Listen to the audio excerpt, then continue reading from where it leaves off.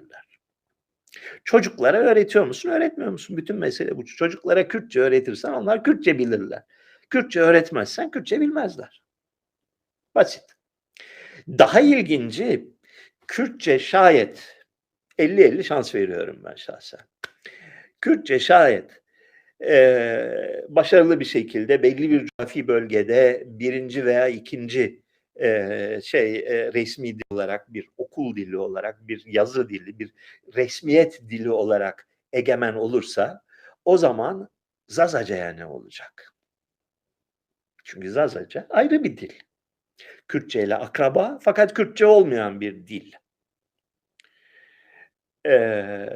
Bu konuda da lütfen bana böyle satmışsın vatanını filan falan diye gelmeyin. Bu benim bildiğim bir şey. Bilgimden fedakarlık etmeyeceğim.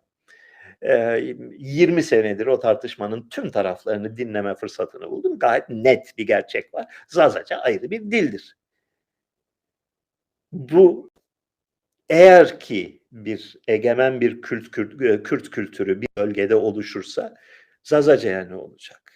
Şimdi bir de Zazaca bilen arkadaşları biraz üzelim. Dünyadaki genel trend doğrultusunda Zazaca bir dil değil, iki dil. Yani bir tane Zazaca da yok. Bir Bingöl Zazacası var. Bir de Kırmançki denilen Dersim Zazacası var ki fiilen birbirlerini zor anlayan veya anlayamayan iki dil. Hadi bakalım. Buyur, buradan yak diyeceğiz.